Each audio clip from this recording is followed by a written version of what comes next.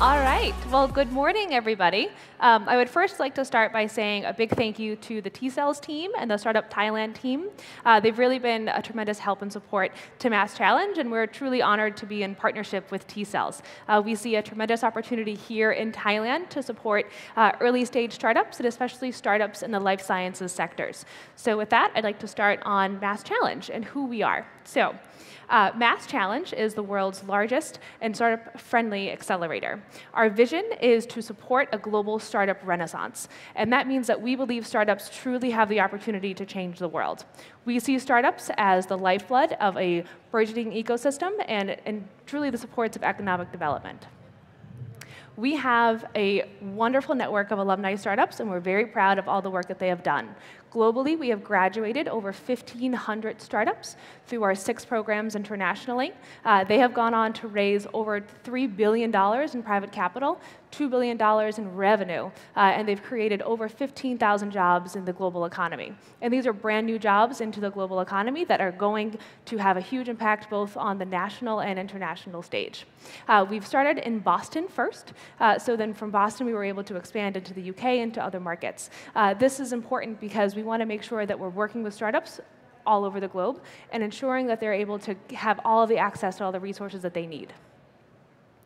We are looking at what Mass Challenge can do and what startups can do for their local ecosystems. And we did a study with MIT that showed that startups that engage with Mass Challenge, meaning that they've come into our program and completed the accelerator, are 2 times more likely to raise a significant amount of capital. We're looking at $500,000 to $1 million in US post 1 year after Mass Challenge. And they're also twice as likely to hire 7 new individuals after completing the program. So we're looking at how does Mass Challenge affect the startup, and what does that mean for when they're moving on, and what does that mean for the partnerships?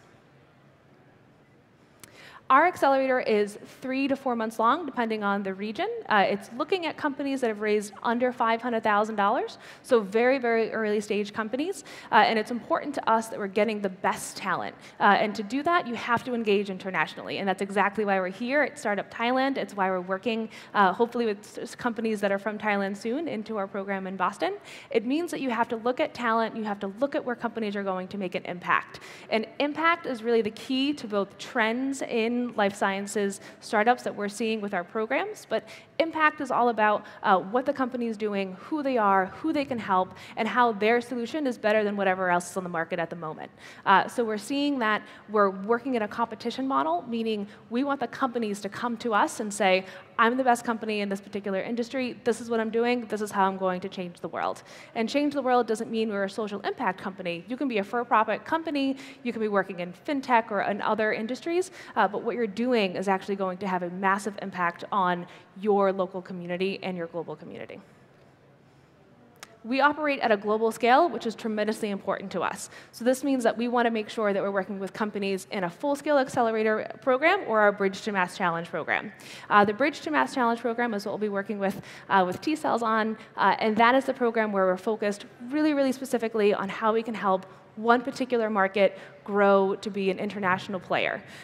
We have global accelerators that accept over 300 companies a year for the 4-month program, and they have gone on to run for multiple years and be able to support companies both there to expand, but also if you're coming through to our program and if you're looking to grow internationally, if you're an alumni of the Boston program or if you're an alumni of the Israel program, you're able to access those resources.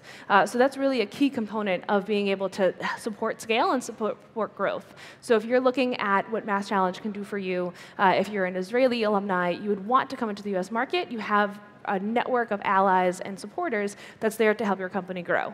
So when we're working with startups based here in Thailand, if they're going to look at Israel or Switzerland or Mexico, wherever we have a presence or a network, they immediately have access to that network.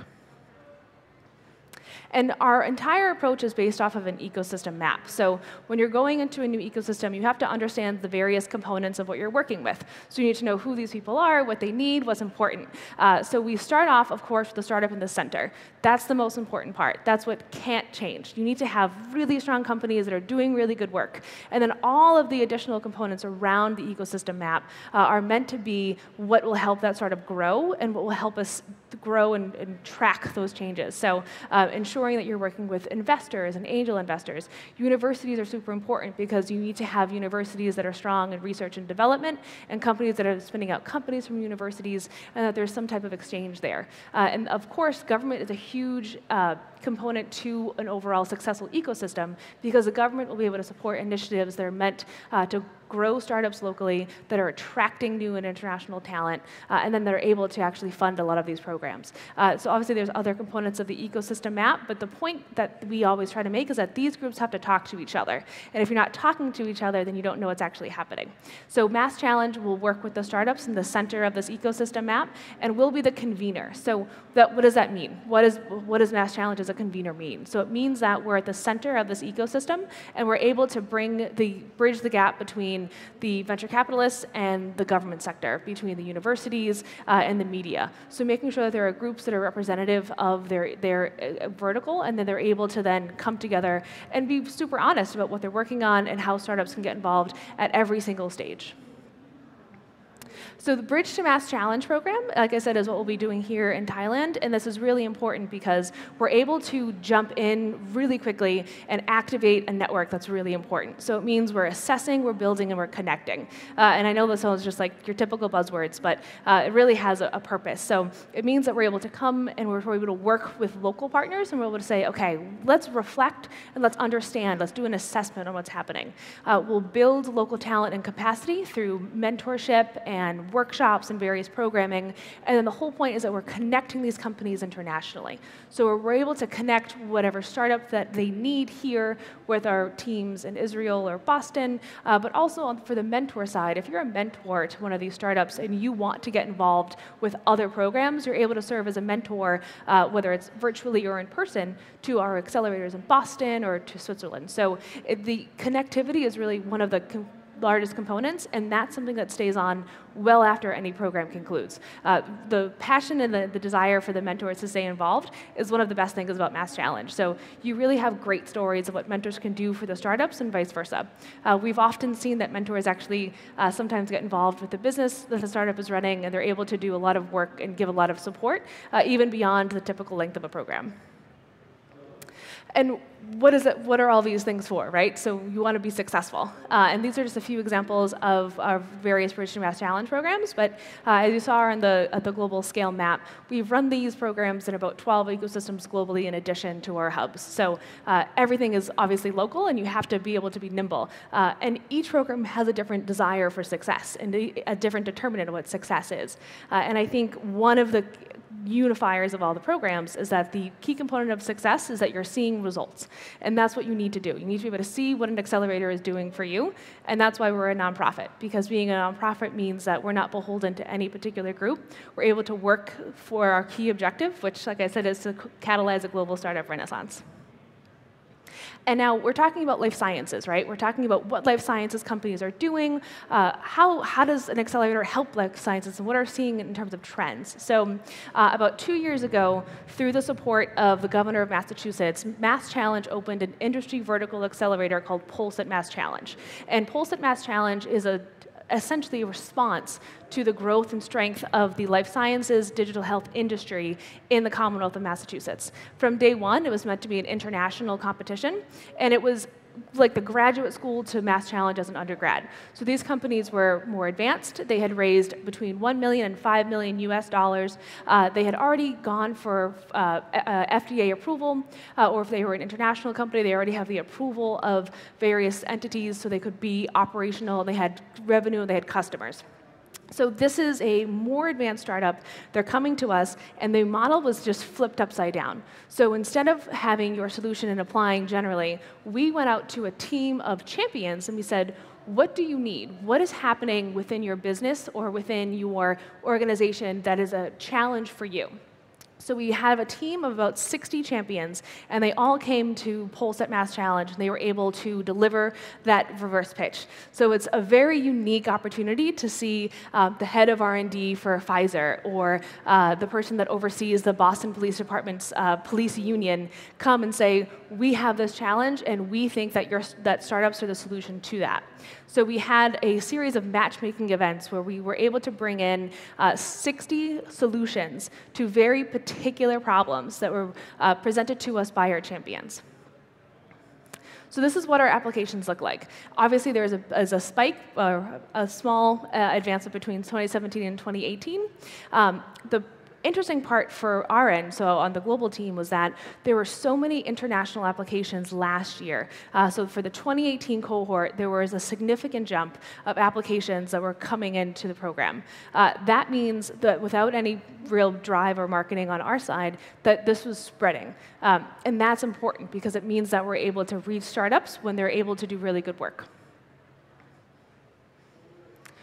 The component of Pulse at Mass Challenge that allows us to understand various trends is through the judging and the matchmaking process. So every time we judge a startup, we have heaps of data around what the startup is doing, what our judges think that they're doing well. They're receiving feedback as to what they're not doing very well either. So one of the things that we're seeing is that companies are increasingly looking at solutions for problems that face everyday people. One example of a company that's working with us at Pulse and was a program that, a startup that advanced from the Mass Challenge program into Pulse. It's actually a Brazilian startup, and they're doing a lot of work around telemedicine. That's something that is applicable in the US, in Brazil, in Australia, in Thailand. That company is able to scale globally, and they are working with a large corporate that had access to technology that could be deployed for telemedicine purposes, but they weren't using that. So their solution was actually something that their solution provided an opportunity for that corporate to take full advantage of a business unit that wasn't being fully profitable. That's the type of trends we're seeing, is that take advantage of something that you already have and then repurpose it through a startup. So what do you care about? You care about results. So we're very proud both of our Mass Challenge results. We're also proud of our Pulse at Mass Challenge results, meaning the companies are being very engaged, and they're spending 6 months with us. So when you spend 6 months at an accelerator, you're doing a ton of work. And the secret to this is that we have the champions embedded in the program. So we're seeing that there is a desire on the part of a corporate or a champion to work very closely with startups. We're seeing that startups need access to corporates, and they need access to essentially what their clients would be. So one of the make or break phases of when you're a startup and you're trying to work with a corporate is the fact that you don't necessarily know who to go to. You don't have access always to the right people. And they're saying, okay, you have time, but startups don't have time. Startups don't have 3 or 4 months to wait for an approval for a bid. Startups don't have 4 or 5 months to wait for a payment. If you're a startup, you're slim, you're lean, your team is slim, and you don't have the ability to just sit here and wait and look when your emails come through. One of the advantages of Mass Challenge is that we're that connector, like I said. So when we're seeing what the startups are doing, we're saying, okay, we want to be able to embed these champions within the program, and that's the commitment that they made. That's a super unique component to the program because it's unlikely that you have an executive that's with one of our large corporate partners being able to work directly with the startups. The only way that this program works is because you have companies that are willing to take a risk, and they're willing to be open with their data, and there's not just kind of NDAs flying everywhere. You have companies that are going directly into the startup space, and they're taking a huge risk on what the solution could be. It doesn't mean that every solution works. So just because a startup has a great idea doesn't always mean it's going to work. But what we're seeing is that you have to be able to fail and fail fast. And you need to understand that it's not just about being super successful and making a ton of money, that you're actually able to go and provide a solution, understand when it's not working, and then you have to pivot.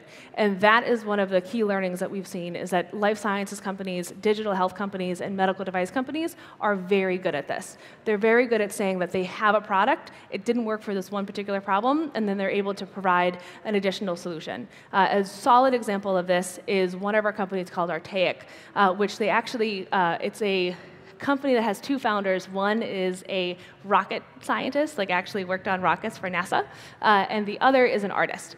And they built a robot together, and it was made for personalized mosaics. So they've had a lot of success with large hotel chains, folks that have very, very expensive homes. They want this really cool addition to their home. They were able to use their product to build that company. Then they looked around at the market and they said, we have a solution for one of the big risks in the US, which is when you go to the pharmacy and you're going for your medications and there's the completely wrong medicine in your bottle. So what they did was they took their same technology from their robot that is picking up very small pieces and dropping them into small places, and they used that to create another company that got into mass challenge, and that they're able to use that for the pharma industry. So they built essentially a robotic solution to packaging pharmaceuticals. That has a huge impact, and that's an example of why you should pivot and why you should also always be looking for new business units. The important part, like we've talked about already, is that we're backed by the best and that we're able to work with them closely. We have 60 champions at Pulse. We have over 70 sponsors of Mass Challenge because we're a nonprofit. So what does being backed by the best mean? It means that we're able to de-risk the entrance into the startup sector for a lot of corporates that want to get involved but don't quite know how. It sounds kind of interesting that there would be a risk with that, but it is very risky when you are an established company, you've done the same thing for 50, 60 plus years, you've seen success, you've seen constant growth. Why would you want to actually work with younger companies? And their opportunity with us is trifold. So you're looking at companies like Pfizer or Antenna or Philips, and they're coming to us and they want to scope out the market. So what are startups doing that they're not doing? What are startups doing better that they currently do? And the other question with a company like Philips is, how many startups are using their products? You don't realize necessarily that a startup is only able to be empowered to have the tech to do their actual work because of a lot of the work that the large corporates have done. So which startups are using them, and why do they have that opportunity? How do they work and marry together and have a cooperation between their various products and business units? The other opportunity by working with such large organizations is that they're able to talk to each other at an even playing field. So when you're able to work with a team of sponsors that are so varied, they're able to talk internationally as well. So we're seeing that our startups are taking advantage of the different international offices of our partners.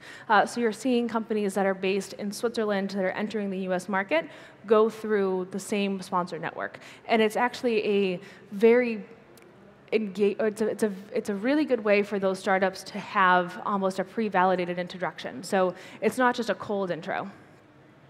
I just want to say thank you. I will be here all day, so I would love to talk to any and all of you about what we're doing, who we are, why we're so passionate about startups and we believe they can change the world, and exactly what is going to happen next. So thank you all.